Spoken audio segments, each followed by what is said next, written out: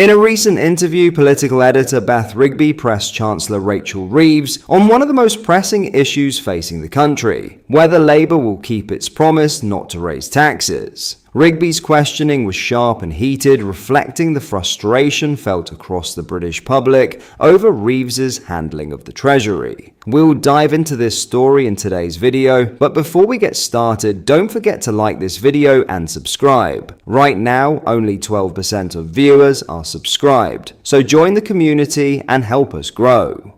Rather than giving a straight answer, Reeves sidestepped, saying that all would be revealed in the upcoming budget on the 26th of November.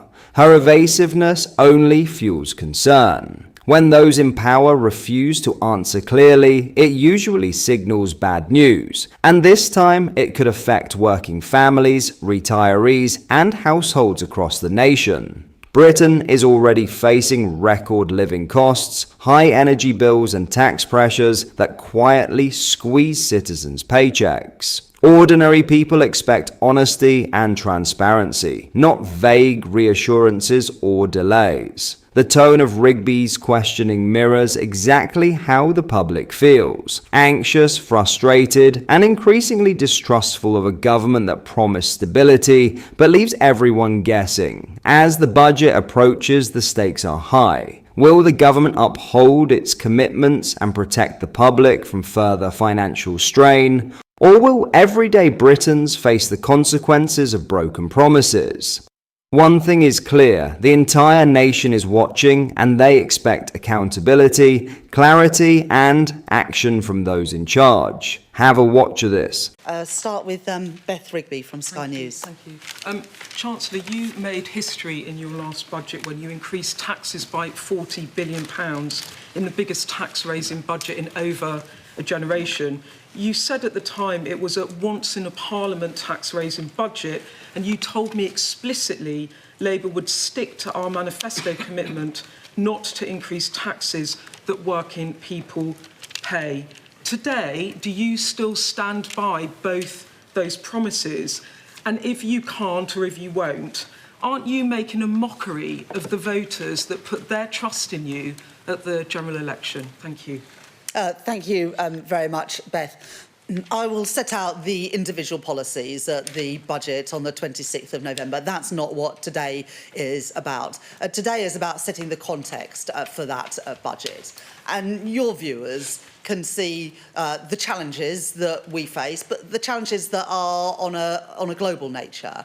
And they can also see the challenges in the long-term performance of our economy.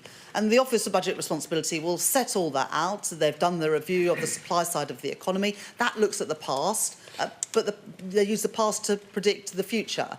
And as Chancellor, I have to face the world as it is, not the world that I want it to be. And when challenges come our way, the only question is how to respond to them, not whether to respond or not. And as I respond at the budget on the 26th of November, my focus will be on getting NHS waiting lists down, getting the cost of living down, and also getting the national debt down.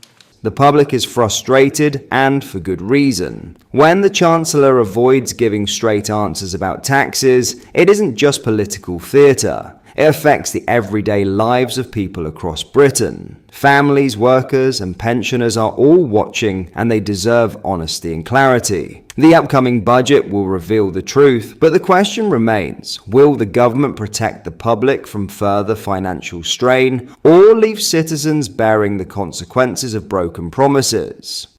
One thing is certain: the British people expect accountability, transparency, and action, and they will not forget if they are let down. In other news, the pound plummeted to a nearly 7-month low, and £22 billion has been wiped out from the FTSE's market cap in response to Chancellor Rachel Reeves's pre-budget address on the state of the UK economy. Earlier this morning, the Chancellor sidestepped questions over whether tax rises will be included in this year's autumn budget in a major speech earlier this morning. In response, sterling slipped by as much as 0.4% against the dollar 1.3086, which is the lowest the currency has reached since April 2025. Notably, the FTSE 100 dropped 1%, while the domestically focused FTSE 250 fell 0.9%, with the Chancellor asserting Britons will all have to contribute to reducing the debt burden and bolstering the economy. Furthermore, the 10-year gilt yield fell 6 basis points to 4.38%, while the 30-year yield hit its lowest level since April before returning to earlier levels as investors reacted to a lack of specific policy detail in the Chancellor's address. Ahead of her November 26 fiscal statement, the Chancellor gave an ironclad commitment to her strict fiscal rules, but said today's speech was not about confirming individual choices related to tax and spending. Defending her decision-making, the Chancellor said, "If we are to build the future of Britain together, we will all have to contribute to that effort. Each of us must do our bit for the security of our country and the brightness of its future." When asked by journalists about Labour's previous promise to not hike income tax, national insurance or VAT, Ms. Reeves added, "As Chancellor, I have to face the world as it is not the world that I want it to be. And when challenges come our way, the only question is how to respond to them, not whether to respond or not.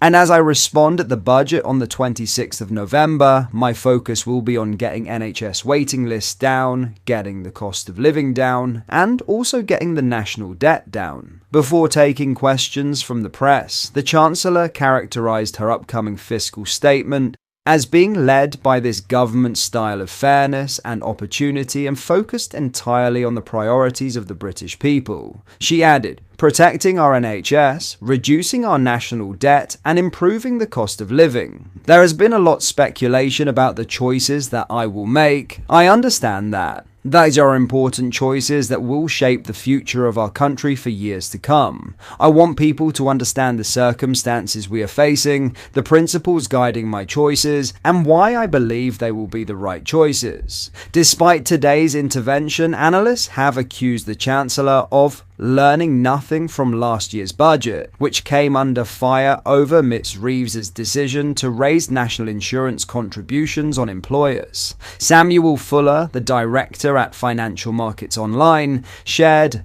"Rachel Reeves clearly likes to prepare people for bad news." And while there was precious little new in what she said this morning, there were heavy hints that the news is about to get bad. Her ironclad commitment to the fiscal rules in the face of Britain's soaring welfare bill was supposed to demonstrate her resolve and instill confidence, but it's what she didn't say about tax rises that has got markets spooked. UK stock markets wilted and the pound extended its slide against both the euro and the dollar in response to a speech that was long on bad vibes and short on detail.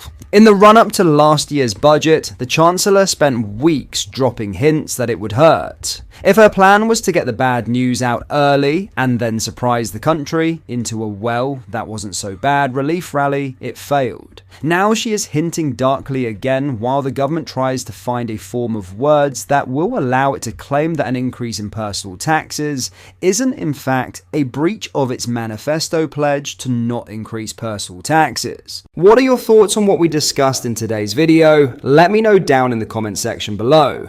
If you have not yet already, make sure you do drop a like on this video and subscribe to the channel for more British content. Thank you, take care, goodbye.